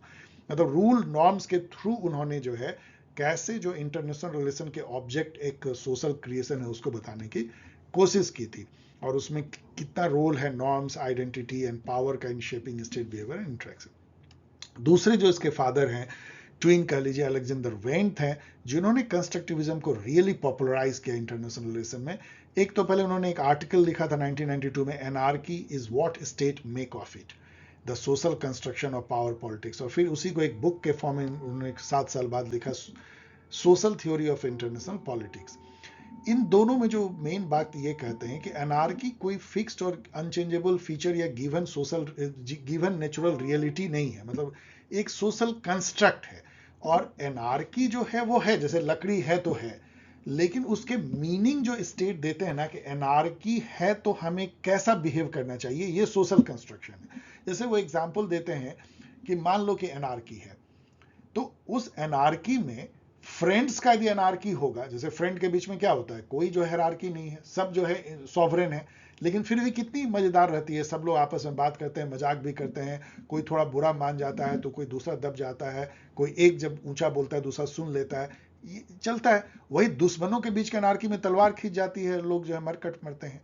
तो ये जो होती है एनार्की को आप कैसे लेते हैं? यदि अमेरिका और यूरोप, वेस्टर्न यूरोप उसी एनार्की में दोस्त हैं, और अमेरिका जो है और चाइना से उसी एनार्की में जो है दुश्मनी है, क्यों? इंडिया जो है उसी एनार्की में जो है वो रसिया का अपने को दोस्त समझता है, लेकिन पाकिस्तान और चाइना का दोस्त नहीं समझता। तो ये जो है कि एनार्की जो है वो है, लेकिन एनार्की का जो मीनिंग है जिससे कि एनार्की इफेक्ट करता है वो सोशल क्रिएशन है। आप जैसा उसको समझो, जो उसके मायने दो, वो जो है मतलब कि वही बन जाएगा। जैसे कि जितने ग्लोबल जो रूल नॉर्म्स हैं वो रूल ऑफ एनार्की हैं। वहां पे तो जितने भी ट्रीटीज होते हैं, मान लो क्लाइमेट चेंज के चाहे ट्रेड के, कोई सॉवरेन तो नहीं है, लेकिन एनार्की में जो है सभी सॉवरेन मिलकर रूल दे सकते हैं आपस में, और लड़ाई भी कर सकते हैं, तो कोऑपरेट भी कर सकते हैं, कन्फ्लिक्ट भी हो सकता है। इसलिए एनार्की अपने आप में जो है कोई रियलिटी नहीं है, एनार्की जस्ट एक फिजिकल कंडीशन है, लेकिन जो उसके मायने हैं जिससे कि स्टेट का बिहेवियर अफेक्ट होता है वो एक सोशल कंस्ट्रक्शन है, और वो इस पे डिपेंड करता है कि स्टेट हिस्टोरिकल पर्सपेक्टिव में या कॉन्टेक्स्ट में जो उनका सोशल इंटरेक्शन हुआ है दूसरे स्टेट से, उसमें वो उसको दोस्त या दुश्मन समझता है या न्यूट्रल समझता है, और उसके बेसिस पे वो एनार्की का मीनिंग निकालता है कि हमें कैसे बिहेव करना चाहिए उस स्टेट के साथ। ये इनका जिस्ट है, और ये पूरा सोशल कंस्ट्रक्टिविज्म का एक तरीके से जो पूरा प्राइमर या एक थॉट जो है वो वेंट अपने इस बुक में देते हैं। बाकी इसको पढ़ लीजिएगा। अब जब मैं फीचर की बात करता हूं ना डियर स्टूडेंट, ऑलवेज मैं फीचर केवल रिपीट करने के लिए देता हूं। समझ लीजिए एक तरह से ये रिपीट है कि सोशल कंस्ट्रक्टिविज्म के कोर थॉट क्या है। फिर भी चल देखिए, फर्स्ट फीचर इसका है कि social construction of reality. Reality जो है सोशल वर्ल्ड का कुछ भी गिवन नहीं है, बल्कि ये सोशली कंस्ट्रक्टेड है। Social world is not a pre given entity like natural world. Social reality जैसे like anarchy is derive from intersubjective knowledge. Intersubjective knowledge मतलब कि जब 10 लोग मिल करके जब शेयर्ड नॉलेज क्रिएट करते हैं, जो एक इंडिविजुअल का नहीं रह के उस ग्रुप का नॉलेज हो जाता है, through social interaction and our perception and interpretation about the social world. जैसा हम परसीव करते हैं। यहाँ पे डियर स्टूडेंट आपको पता होगा कि कई फिलोसफर कहते हैं कि दुनिया में 8 बिलियन लोग हैं, दुनिया एक है। नहीं, दुनिया एक नहीं है, 8 बिलियन दुनिया है। हर व्यक्ति अपनी दुनिया में रहता है। हम अपना परसीव करते हैं कि वर्ल्ड क्या है, और वो हमारी सोच की दुनिया होती है। हम अपने सोच की दुनिया में रहते हैं। तो हर व्यक्ति जो है अपने परसीव्ड वर्ल्ड में रहता है। इस तरीके से जितने मनुष्य हैं उतनी ही दुनिया है। तो हमारा जो परसेप्शन इंटरप्रिटेशन होता है सोशल वर्ल्ड का, वही सोशल रियलिटी क्रिएट करता है। और वो कैसे क्रिएट होती है? जब हम आपस में ग्रुप में मिलते हैं तो शेयर्ड आइडिया, बिलीफ, नॉर्म, और उसके थ्रू जो है हम इंटर सब्जेक्टिव नॉलेज जो है जो गेन करते हैं, जिसको हम मान लेते हैं। IR do not exist or function independently of human action and cognition। तो ये सूरज चांद तारे के जैसा नहीं है, जो नेचुरल रियलिटी के जैसा नहीं है कि हमारा कॉग्निशन मतलब हमारे दिमाग में जो हम अंडरस्टैंडिंग होती है, जो प्रोसेस को कॉग्निशन कहते हैं समझने की, हमारे दिमाग में जो परसेप्शन, कॉग्निशन और हमारा जो एक्शन या हमारा जो कॉन्शियसनेस है, कह लीजिए ह्यूमन कॉन्शियसनेस, उससे ये इंडिपेंडेंट नहीं है। ये जो सोशल वर्ल्ड है, इंटरनेशनल रिलेशन है, ये सब हमारे सोच, हमारे कॉन्शियसनेस, हमारे सोशल इंटरेक्शन और हम किस तरीके से गढ़ते हैं रियलिटी को, उसका प्रतिफल है जो हमको दिखता है। In contrast to logic of consequences, इन्होंने बार बार कहा है, of rational choice, ideas, norms and identities play a crucial role in shaping state behavior, which is logic of appropriateness। यहाँ पे रैशनलिज्म वर्सेस डिफ्लेक्टिविज्म एक बार फिर से आता है कि इस इंटरनेशनल स्टेट सोसाइटी जो बनती है, इंटरनेशनल स्टेट सिस्टम, उसमें स्टेट एक रैशनल एक्टर की तरह कम और कई बार जो है एक सोशल एक्टर की तरह बिहेव करते हैं कि उस वहां पे जो सोशल नॉर्म है उसके तहत कौन सा बिहेवियर अप्रोप्रिएट है। क्या कभी आप सोच सकते हैं कि कोई इवन रसिया बोलेगा कि बुका में जो बच्चों का इस तरह से लाशें मिली और ये हम उसको किए हैं? कभी वो नहीं एक्सेप्ट करेगा, क्योंकि वो कहेगा कि हम ऐसे निर्दयी हो ही नहीं सकते हैं। तो कुछ नॉर्म को जो है कोई भी फ्लॉट नहीं करता है, क्योंकि लॉजिक ऑफ अप्रोप्रिएटनेस से अलग होता है, मतलब वो अप्रोप्रिएट नहीं होता है। इन्फ्लुएंस ऑफ आइडियशनल फैक्टर, ये दूसरा फीचर है इसमें। Understanding of social reality require the examination of both ideational, that is identity, culture, norm, belief, values and material factor, power and wealth like this. इन दोनों का मिश्रण से जो है हम सोशल रियलिटी को समझने की कोशिश करते हैं, जिसमें कि हम आइडियशनल फैक्टर को ज्यादा वैल्यू देते हैं। आइडेंटिटी जो है स्टेट का, वो सोशली कंस्ट्रक्टेड होता है through historical social interaction. Identity जो है वो इंटर्न नेशनल इंटरेस्ट को जन्म देता है। जैसी आइडेंटिटी वैसा नेशनल इंटरेस्ट, मैंने आपको ये एक्सप्लेन किया है। Behavior of nation state in the international system is not driven solely by distribution of power, but also depends on distribution of identities। मतलब यहाँ देखिए कि कैसे जो स्ट्रक्चरल रियलिज्म कहता है कि जो distribution of power and capabilities state का इनार्किकल ग्लोबल स्ट्रक्चर में स्टेट के बिहेवियर को तय करता है, ये कहता है कि नहीं, distribution of knowledge and distribution of identity वो भी हमारे बिहेवियर को, स्टेट के बिहेवियर को तय करता है। तो एडिशनल फैक्टर को इतना इंपॉर्टेंस दिया जाता है। देन यहाँ पे एक और है जिसपे कि पूरी क्लास ली जा सकती है कि एजेंट और स्ट्रक्चर जो है एक दूसरे को म्यूचुअली कंस्टिट्यूट करते हैं। ये तो एंथोनी गिडन, यदि आपने पढ़ा हो, आगे पढ़ेंगे, जो स्ट्रक्चरेशन का वो थ्योरी देते हैं। स्ट्रक्चर मैंने आपको बता दिया, ये पैटर्न ह्यूमन बिहेवियर होता है जो क्रिस्टलाइज हो जाता है। और एजेंट जो है, हम लोग सब एजेंट हैं, जिसमें कि कुछ एजेंसी होती है जो कुछ कर गुजरने की, जो हमें माइंड बॉडी में जो ताकत होती है उसको एजेंसी कहते हैं। मतलब एक इंडिविजुअल में क्या कैपेबल है चेंज करने को या काम करने को, जो इंटरप्राइज कहते हैं, जो पौरुष कहते हैं, या जो भी एजेंसी हम में है, मैन वुमन दोनों में। पॉरोस का मतलब ये नहीं कि पुरुष केवल। सो एजेंट एंड स्ट्रक्चर, अब आपको कई बार लगेगा कि हमारी एजेंसी जो है, हमारा जो हमारी इंटरप्राइज जो है, जो हमें ताकत है, वो स्ट्रक्चर के सामने आके जो है पथरा जाती है, मतलब स्ट्रक्चर हमें चोट पहुंचाता है, हम उससे बाहर नहीं निकल पाते हैं, हम फ्री नहीं हो पाते हैं।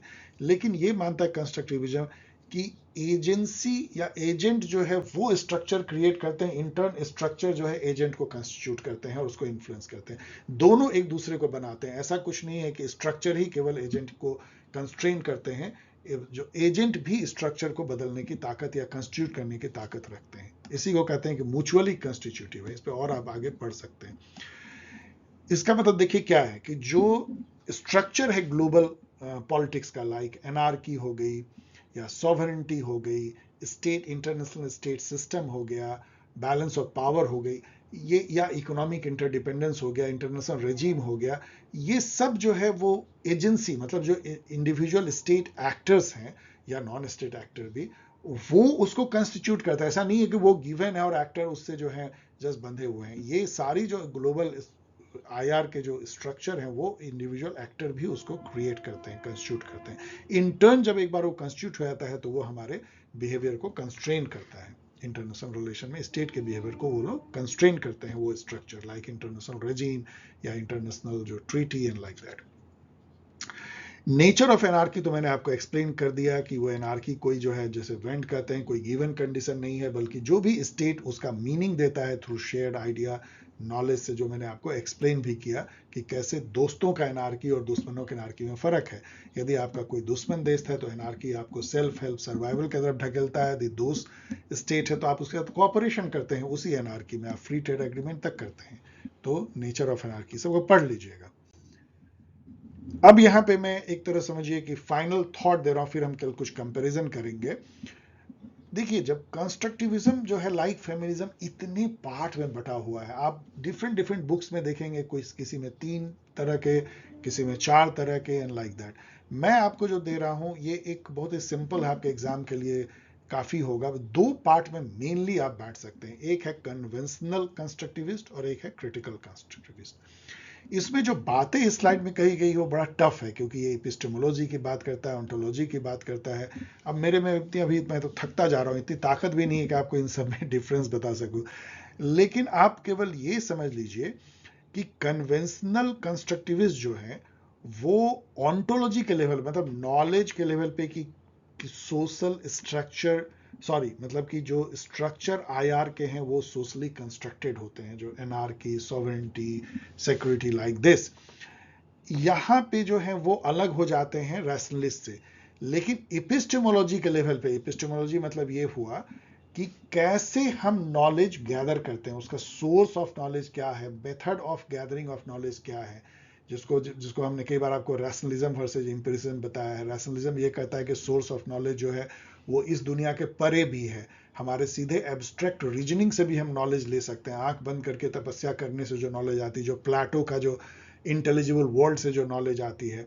और एम्पिरिसिज्म कहता है कि नहीं, सारा नॉलेज इसी दुनिया में केवल हमारे सेंस एक्सपीरियंस से, जो हम देखते हैं, सुनते हैं, छू कर समझते हैं, मतलब हम जो 5 हमारे सेंसेज है उससे जो हम नॉलेज लेते हैं, और पास्ट लर्निंग से मिक्स करके जो हमारे दिमाग में कॉग्निशन होता है, वही सोर्स ऑफ नॉलेज। तो जो नॉलेज का जो साइंस है एपिस्टेमोलॉजी है। जो पॉजिटिविस्ट एपिस्टेमोलॉजी है वो ये कहता है, जो अभी मैंने आपको बताया, कि सेंस एक्सपीरियंस से डेटा ऑब्जर्वेशन गैदर करके उसको कैटेगराइज, क्लासिफाई करके ही केवल आप नॉलेज ले सकते हैं। तो ये जो कन्वेंशनल कंस्ट्रक्टिविस्ट हैं, जिसमें कि अलेक्जेंडर वेंट भी आते हैं, वो रैशनलिस्ट जो थ्योरी है नियो उसके एपिस्टेमोलॉजी को मान लेते हैं। जो उसका पॉजिटिविस्ट एपिस्टेमोलॉजी है, डेटा लो, ऑब्जर्वेशन लो, हाइपोथेसिस बनाओ, डेटा टेस्ट करो, फॉल्सिफाई करो, उसको मानते हैं। लेकिन ऑन्टोलॉजी में कि नेचर ऑफ इंटरनेशनल रिलेशन क्या है, तो वो कहता है कि वो मटेरियल है, गिवन है, ऑब्जेक्टिव रियलिटी है, उसको हम समझ सकते हैं लॉ से, हाइपोथेसिस से। ये कहता नहीं, वो एक सोशल कंस्ट्रक्शन है। तो ऑन्टोलॉजी में अलग है। मतलब मैं यहाँ पे आपको, चलिए मतलब बताइए जो मैं कहना चाहता हूँ। ऑन्टोलॉजी एपिस्टेमोलॉजी में ऐसे समझिए, आप मेढक का अध्ययन करते हैं, स्कूल में चीरफाड़ करते हैं, ये ऑन्टोलॉजी है। किसी भी चीज का इंटरनेशनल रिलेशन भी मेढक है, मान लीजिए, उसकी हम चीरफाड़ कर रहे हैं, समझ रहे हैं। कोई भी जो नेचर ऑफ बीइंग जो है वो ऑन्टोलॉजी है। मतलब जितना भी आप क्लास में पढ़ते हैं अभी तक, जितनी आपने पढ़ाई की, सब ऑन्टोलॉजी है। लेकिन पढ़ाई की पढ़ाई, मतलब कि नॉलेज का नॉलेज, कैसे नॉलेज लेते हैं आप, छोड़ दीजिए किस सब्जेक्ट का, सब्जेक्ट यहाँ है ही नहीं, नॉलेज कैसे लेते हैं, जो भी हम लोग डिस्कस कर रहे थे, क्या वो किसी और वर्ल्ड से लेते हैं, कि अपने सेंसेस से लेते हैं, एक्सपीरियंस से लेते हैं, नॉलेज को कैसे हम समझते हैं, हम कॉन्सेप्ट कैसे बनाते हैं, कॉग्निशन कैसे होता है, जो साइंस ऑफ नॉलेज है वो इपिस्टेमोलॉजी है। तो इपिस्टेमोलॉजी मान लीजिए यहाँ पे है ऊपर, साइंस ऑफ नॉलेज, और ऑन्टोलॉजी है किसी भी चीज के बारे में जानना, आईआर के बारे में जानना। तो ऑन्टोलॉजी लेवल पे कन्वेंशनल कंस्ट्रक्टिविस्ट जो हैं वो रैशनलिस्ट से बिल्कुल अलग हो जाते हैं, वो सोशल ऑन्टोलॉजी यूज करते हैं, मतलब इंटरनेशनल रिलेशन एक सोशल कंस्ट्रक्शन है, ना कि ऑब्जेक्टिव रियलिटी या गिवन नहीं है। लेकिन इपिस्टेमोलॉजी के लेवल पे वो जो है रैशनलिस्ट के साथ ही रहते हैं, पॉजिटिविस्ट इपिस्टेमोलॉजी, इसीलिए इसको कई लोग इनकंसिस्टेंट कंस्ट्रक्टिविस्ट कहते हैं, क्योंकि इनकी ऑन्टोलॉजी जो है वो इपिस्टेमोलॉजी से मैच नहीं करती है। तो ये तो वही है जो अभी तक मैंने बताया, बाकी तो आप पढ़ लीजिएगा। इसके जो प्रोमिनेंट, जो अभी तक हमने बताया, अधिकतर वो कन्वेंशनल कंस्ट्रक्टिविस्ट हैं। प्रोमिनेंट थिंकर इसके जो अलेक्जेंडर वेंट हैं, मार्था फिनमोर हैं, इमैनुअल एडलर हैं, इन सबके बुक को भी थोड़ा बहुत देख सकते हैं कंपटीशन के लिए, वैसे एग्जाम लिखने तक काफी। क्रिटिकल कंस्ट्रक्टिविज्म में कि निकोलस ओनफ मेन आते हैं, वो अपनी इपिस्टेमोलॉजी में अपनी लेके आते हैं, वो सोशल इपिस्टेमोलॉजी लेके आते हैं। वो कहते हैं नहीं, ज्ञान कैसे आता है, नॉलेज कहाँ से आता है, नॉलेज का सोर्स जो है कल्चर है, नॉलेज का सोर्स लैंग्वेज है, नॉलेज का सोर्स डिस्कोर्स है, उसके थ्रू स्पीच एक्ट, नॉलेज का सोर्स जो है शेयर्ड आइडिया बिलीफ है, इन सब से जो है हम नॉलेज लेते हैं। नॉलेज जो है इज नॉट कोई अपने सेंस एक्सपीरियंस से केवल नॉलेज जो है पॉजिटिविस्ट नॉलेज, वो नॉलेज नहीं है, एक्चुअल वो कई बार जो है भ्रामक है वो नॉलेज। तो ये सोशल इपिस्टेमोलॉजी लेके आता है। तो यहाँ पे ये कंसिस्टेंट हो जाते हैं, कई लोग इसलिए इसको कंसिस्टेंट कंस्ट्रक्टिविज्म में कहते हैं, क्योंकि अपनी ये इपिस्टेमोलॉजी भी सोशल बना लेते हैं, social ontology and social epistemology, जो कि यहाँ social ontology and positivist epistemology है। सो ये कहते हैं कि एक रियलिटी को जो है कंस्ट्रक्ट किया जा सकता है, कैसे किया सकता है, नॉर्म्स, रूल, आइडियाज कैसे क्रिएट होते हैं, ये क्या न्यूट्रल है, क्या नॉर्म, आइडिया, रूल न्यूट्रल है, या ये फंक्शन ऑफ पावर है, या ये लैंग्वेज का फंक्शन है, ये सब बातों को ये करते हैं। जहां फुको, आप याद कीजिए फुकॉल्ट को जिसको मिशेल फुको हम लोग प्रोनाउंस करते हैं, जहां वो कहते हैं कि ये सारे जो नॉलेज है ना, वो तो खुद डिस्कर्सिव है, मतलब हम स्पीच के थ्रू नॉलेज को गढ़ते हैं, क्रिएट करते हैं, और जिनके पास पावर होती है ना, वही नॉलेज क्रिएट करते हैं, क्योंकि वो नॉलेज पे उनका, उनके लैंग्वेज पे उनका कब्जा होता है, और डिस्कोर्स पे उनका कब्जा होता है। वो डिस्कोर्स गढ़ सकते हैं through media, through TV channels, through newspaper, through public opinion, through भाषण, through speech act and like that. तो इन ये जो कल्चर, लैंग्वेज एंड डिस्कर्सिव या डिस्कोर्स के थ्रू जो नॉलेज को गढ़ा जाता है, वो सोशल एपिस्टेमोलॉजी है, जिसको ये वैल्यू देते हैं। सोशल ऑन्टोलॉजी तो है ही, बाकी आप पढ़ लीजिएगा। अब मैं इसको छोड़ रहा हूं। इसमें जो थिंकर हैं वो निकोलस ओनेफ हैं, रिचर्ड एस्ले हैं, डेविड कैम्पबेल हैं, क्रिस्टिन सिल्वेस्टे हैं। बाकी पढ़ लीजिएगा, मैंने काफी चीजें कह दिया। अब यहाँ पे मैं कंपेयर कर रहा हूँ कि main stream IR theory versus constructivism में, इसको बहुत तेजी से देख सकते हैं, बहुत मैंने कह दिया। जो neo realism and neo liberalism के से यदि तुलना करें, तो ये बिलीव करते हैं in existence of A objective world which can be known by scientific method. ये कहता है नो, कोई ऑब्जेक्टिव वर्ल्ड है ही नहीं, ये हमारा अपना ओन मेकिंग है, हमारा ओन सोशल कंस्ट्रक्शन है। So what we think of objective world is socially constructed by process of historical social interaction by shared idea, belief, norm, value like this. ये positivist epistemology को मानते हैं, जो हम लोग देख रहे थे कि ये जो है जितना भी नॉलेज है वो हमारे सेंस, एक्सपीरियंस और पास्ट लर्निंग से होता है, जिसमें हम कॉजल कनेक्शन बनाते हैं, कॉन्सेप्ट मैप बनाते हैं, हाइपोथेसिस फॉर्मुलेट करते हैं, टेस्ट करते हैं बाय फैक्ट्स एंड ऑब्जर्वेशन। आपने देखा कि एक धारा तो पॉजिटिविस्ट एपिस्टेमोलॉजी को मानती है, लेकिन दूसरी जो है सोशल एपिस्टेमोलॉजी में चली आती है, उसको काटती है। यहां यदि देखें इस रैशनलिस्ट में, तो empirical approach of investigation theorisation है, और यहाँ पे role of idea, norms, culture, language, discourse in knowledge creation and creation of reality है। रैशनल अप्रोच में देखें तो ये competitive cooperative nature of state in a condition of anarchy. मैंने बताया ना कि रियलिज्म कहता है कंपेटिटिव नेचर हो जाता है, कंपेटिटिव बिहेवियर होता है, लिबरलिज्म कहता है कोऑपरेटिव बिहेवियर होता है, क्योंकि दोनों मानते हैं कि एनार्किकल स्ट्रक्चर है। ये कहता है नहीं, रिफ्लेक्सिव अप्रोच है। how in a particular context actor come to define their relationship in antagonistic cordial term। मतलब ये एनार्की इटसेल्फ जो है ना तो हमें कंपटीशन और कॉपरेशन की तरफ ले जाती है, हम कैसे सोशल इंटरेक्शन से दोस्त और दुश्मन या न्यूट्रल जो है साथी को पहचानते हैं, उसके बेसिस पे एनार्की का हम मीनिंग निकालते हैं, अपनी आइडेंटिटी बनाते हैं, अपना इंटरेस्ट, और तब बिहेव हम करते हैं।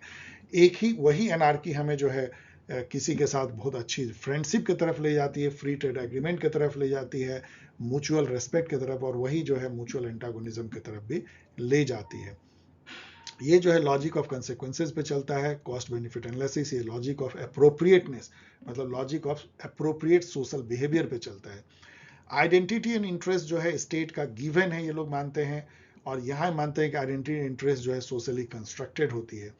ये जो है एक मेन स्ट्रीम थ्योरी है, इसका मतलब इसमें एक्सप्लेनेटरी ताकत होती है, जो दुनिया है, जो उसके स्ट्रक्चर हैं, जो उसके इंस्टीट्यूशनल स्ट्रक्चर हैं, उसको समझना और उसको एक्सप्लेन करना इस थ्योरी में है, और उसको कैसे इंप्रूव करें, ये जो प्रॉब्लम सॉल्विंग भी इसमें ताकत है। कंस्ट्रक्टिविज्म एक तरह क्रिटिकल थ्योरी है, जो एग्जिस्टिंग जो स्ट्रक्चर है, पहले तो उसको वो प्रॉब्लमटाइज करती है कि ऐसा कुछ है ही नहीं जिसको कि कोई ऑब्जेक्टिव रियलिटी है, हम जो गढ़ते हैं वो है। दूसरा वो क्वेश्चन करते हैं कि ये स्ट्रक्चर ऐसा इसलिए है कि हमने उसको ऐसा बनाया है, और उसको हम हमेशा चेंज कर सकते हैं, वो कोई गिवन है ही नहीं। इसलिए कोई प्रॉब्लम सॉल्विंग जो है वो थ्योरी नहीं होते हैं क्रिटिकल, ये उस स्ट्रक्चर को ही प्रॉब्लमटाइज कर देते हैं और उसको ही क्वेश्चन कर डालते हैं, और उसको वो चेंज करने की जो है बात करते हैं। सो ये स्टेटस कोइस्ट है और ये चेंज ओरिएंटेड है। फाइनली यदि देखें, ये एक फाइनल स्लाइड है कि प्रॉस एंड कॉन्स जो कंस्ट्रक्टिविज्म का आईआर में, इसका मतलब क्या होता है। मैं हमेशा प्रॉस को यूज करता हूँ, प्लसेस को प्रॉस कह लीजिए, माइनसेस को कॉन्स कह लीजिए। आप देखेंगे इसके प्लस काफी ज्यादा है। इसने एक नया हमें पर्सपेक्टिव दिया, इसने आईआर के स्कोप को बढ़ा दिया, क्योंकि ये सोशल थ्योरी ऑफ आईआर लेकर के आता है। जो आइडियशनल फैक्टर है उसका क्या रोल है, इसको मतलब एक अलग नजरिए से। अभी तक आपने देखा कि हम क्लास के लेंस से देख रहे हैं, जेंडर के लेंस से देख रहे हैं, अब हम सोशल लेंस से जो है आईआर को देख रहे हैं। देन इसके अनदर है कि फायदे की alternative lens to understand IR, reality, sovereignty, anarchy, national interest, इन सबको हम कितने अलग ढंग से हम एनालाइज कर पाते हैं कि वो है जो सोशल इंटरेक्शन है, जो हमने उसको मीनिंग दिया है, ना कि कोई गिवन है। ह्यूमन इमेंसिपेशन इसमें है, मतलब कि एक, क्योंकि देखिए आप ये ना ह्यूमन एजेंसी को कितना वैल्यू देता है, ह्यूमनिज्म इसमें भरा हुआ है। एक ह्यूमन एजेंसी स्ट्रक्चर तक को बदल सकता है, और ह्यूमन उससे मुक्त हो सकता है स्ट्रक्चर से, और ये प्रो चेंज है। Unhide power knowledge rule nexus, जो मैंने बताया कि जिनके पास पावर है वो लैंग्वेज, स्पीच, एक्ट से, डिस्कोर्स के थ्रू नॉलेज गढ़ते हैं, तो नॉलेज पावर का नेक्सस जो है, और उस नेक्सस से जो है इंटरनेशनल रिलेशन के ऑब्जेक्ट बनते हैं, जो कि पावरफुल जो कंट्री है वो बनाते हैं। पावरफुल कंट्री ही उस नॉलेज को रूल में, नॉर्म में कन्वर्ट करते हैं, और जो पावरलेस होते हैं उसको वो मनवाते हैं। ये सब चीज़ों को जो है एक तरह से ये उभारता है, रिवील करता है। Adds a social dimension that is missing from rationalist approach. ये तो है ही, रैशनलिस्ट अप्रोच ने आइडियशनल फैक्टर या नॉन मटेरियल फैक्टर को उतना इंपॉर्टेंस नहीं दिया, ये उसको उभारता है, सोशल फैक्टर को उभारता है। लेकिन इसके काफ़ी सारे कॉन्स भी हैं, माइनसेस भी हैं, ये बहुत वेग है, आपने देखा होगा, बड़ी मुश्किल है इसको, और ये बहुत तरह से समझा भी नहीं पाता है, क्लियर गाइडेंस जो है वो आईआर को नहीं दे पाता। यहाँ पे डियर स्टूडेंट, मैं एक चीज आपको बताना भूल गया कि सोशल कंस्ट्रक्टिविज्म या कंस्ट्रक्टिविज्म का आईआर में जो उदय हुआ, ये पोस्ट कोल्ड वॉर वर्ल्ड में हुआ। और इसमें हुआ क्या कि यहाँ पे रियलिज्म और लिबरलिज्म भी दोनों बहुत कंफ्यूज हुए कि अचानक से जो है 5 साल के अंदर गोर्बाचोव आए और कैसे कोल्ड वॉर खत्म हो गया, यूएसएसआर कैसे ढह गया, उसको वो एक्सप्लेन नहीं कर पाए। यहाँ पे सोशल कंस्ट्रक्टिविज्म या कंस्ट्रक्टिविज्म ने सही ढंग से एक्सप्लेन किया कि ये आइडिया जो था ना कि कोल्ड वॉर है, गोर्बाचोव ने उसको ही खत्म कर दिया, यूएसएसआर होने का आइडिया को ही खत्म कर दिया। ऑफकोर्स वो चाहते नहीं थे, और उसी यूएसएसआर ढह गया। तो यहाँ पे इंपॉर्टेंस जो है आइडियशनल फैक्टर का आया, और शेयर्ड जो नॉलेज है और सोशल इंटरेक्शन का है, किस तरीके से रेगन और गोर्बाचोव और बाद में जो यूएस के प्रेसिडेंट और जो गोर्बाचोव का जो इंटरेक्शन हुआ, और कैसे उसने सब कुछ बदल दिया। तो ये यहाँ पे जो है कंस्ट्रक्टिविज्म का भी उभर करके पोस्ट कोल्ड वॉर वर्ल्ड को एक्सप्लेन करने में ज़्यादा सहायक के रूप में आ गया है। लेकिन इसको बहुत वेग माना जाता है और अभी भी एक क्लियर गाइडेंस स्टडी आया का नहीं दे पाता। आपने देखा इसके कितने फ्रेगमेंटेशन है, इसके कितने ही धाराएं हैं, और खुद जो है ये कभी बहुत पोस्ट स्ट्रक्चरलिज्म के बहुत करीब दिखता है जो मिशेल फूको का है, और या डेरिडा का जो डीकंस्ट्रक्टिविज्म है, और कई बार जो है ये इंग्लिश स्कूल के आसपास दिखता है, खुद क्रिटिकल थ्योरी है। इसका जो एक्सेसिव फोकस है आइडियशनल फैक्टर पे, वो मटेरियल फैक्टर को अंडरमाइन करता है, क्योंकि आइडिया कोई आसमान से तो टपकते नहीं है, कोई वैक्यूम में क्रिएट होते नहीं है। जो मटेरियल ऑब्जेक्टिव रियलिटी है, जो मिलिट्री पावर है, न्यूक्लियर बॉम्ब है, या स्टेट की टेरिटरी है, बाउंड्री है, उसी से तो आइडिया निकलते हैं, वो आइडिया को जन्म देते हैं। तो इसलिए ये इतना ज़्यादा आइडियशनल फैक्टर को भी वैल्यू देना ठीक नहीं है, और मटेरियल फैक्टर को अंडरमाइन करता है। टू मच फोकस ये नॉन स्टेट एक्टर पे देता है, उससे जो है रोल ऑफ स्टेट जो कि बहुत इंपॉर्टेंट है वो अंडरमाइन होता है। और ये प्रेडिक्टिव, मतलब कोई प्रेडिक्टिव थ्योरी तो है भी नहीं, ये फ्यूचर कोर्स को प्रेडिक्ट ही नहीं कर पाता है, क्योंकि इसका मानना है कि कुछ भी हो सकता है, जो आज दोस्त हैं वो दुश्मन हो सकते हैं, दुश्मन दोस्त हो सकते हैं, सोशल इंटरेक्शन जो है वो उसका क्या परिणाम होगा वो डिपेंड करता है कि आगे कैसे इंटरेक्ट होगा। तो एक तरीके से कुछ भी जो है प्रेडिक्टिव कैपेबिलिटी इसमें है ही नहीं। और एक इसी चलते इसको कई लोग थ्योरी मानते हैं, इसको एक अप्रोच मानते हैं, एक पर्सपेक्टिव, एक फ्रेम ऑफ रेफरेंस, एक लेंस, एक सोशल लेंस के थ्रू आप देखते हो। मैंने अप्रोच आपको बताया। अब आइए फाइनली जो मैं हर वीडियो में करता हूँ, ऑफकोर्स ये वीडियो बहुत लंबा हो गया है बिकॉज मैंने इसमें काफ़ी चीज़ें मैंने पहले भी बताई, एक प्राइमर जिसको कहते हैं वही आधा टाइम खा गया। तो प्रोमिनेंट कंट्रीब्यूटर देखें तो अलेक्जेंडर वेंड, जो कि एक तरह समझ लीजिए इसके फादर कहे जा सकते हैं, और इनके बारे में जो मैंने लिखा है पढ़ लीजिए। इनका जो मेन वर्क है, ये तो अमेरिकन पॉलिटिकल थिंकर ही समझ लीजिए, और इनका जो मेन वर्क मैंने ऑलरेडी आपको बताया कि एनार्की जो इन्होंने लिखा था आर्टिकल और social theory of international politics. इसके अलावा निकोलस ओनफ इसके दूसरे कहे जा सकते हैं, पिता कहे जा सकते हैं, जिन्होंने कि इस टर्म को क्वाइन भी किया। ये भी अमेरिकन पॉलिटिकल थिंकर हैं, और उनका जो वर्क है मैंने जैसे बताया कि ज़्यादा फोकस करता है role of rule, norms and rule making in shaping state behaviour and international system. और इन्होंने ये भी आर्गू किया था कि इंटरनेशनल सिस्टम एक सिंपली कलेक्शन ऑफ स्टेट नहीं है, but it's also a system of rules that govern their behaviour. और रूल का क्या नाता है लैंग्वेज, पावर, उसका नेक्सस कैसे है, उसको भी उन्होंने हाईलाइट किया था वर्ल्ड ऑफ आवर मेकिंग नाम के बुक में। मार्था फिनमोर जो हैं, ये भी अमेरिकन पॉलिटिकल साइंटिस्ट हैं आईआर की, और उनका वर्क फोकस करता है role of norms and idea in shaping state behaviour international organisation. इनकी बुक है rules for the world. Katzenstein जो हैं वो एक जर्मन अमेरिकन पॉलिटिकल साइंटिस्ट हैं। He is known for a study of culture, religion, identity and regionalism in the interstate system. इनकी book है Cultural Norms and National Security।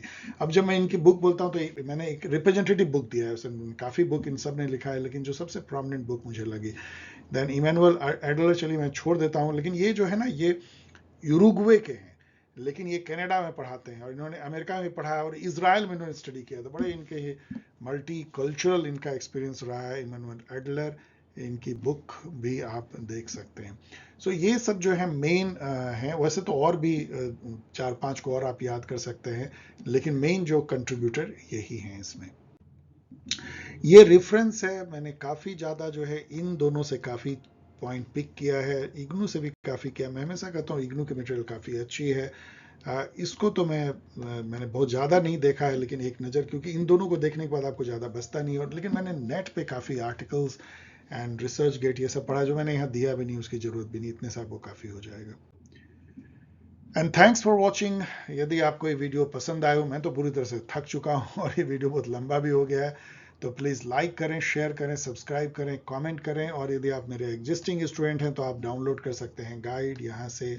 अभी 6 semester के exam है तो आपके लिए तो बिल्कुल गाइड है। 4th सेमेस्टर की जो गाइड है वो भी बिल्कुल अपडेटेड है, उसको भी आप कर सकते हैं। और यदि आप मेरे CUET पीजी के स्टूडेंट हैं, मतलब CUET PG देने वाले हैं UGC नेट, तो आपको पता है कि क्रैश कोर्स अभी भी ऑन है, तो आप उसमें एडमिशन ले सकते हैं। उसके लिए आप मेल कर सकते हैं इस मेल ID पे @nominal cost, और इस तरीके से आप मुझसे जुड़ सकते हैं। मिलेंगे एक वीडियो में भी 1 वीक बाद ऑफ कोर्स, क्योंकि बीच में काफ़ी सारे और वीडियोस आएंगे।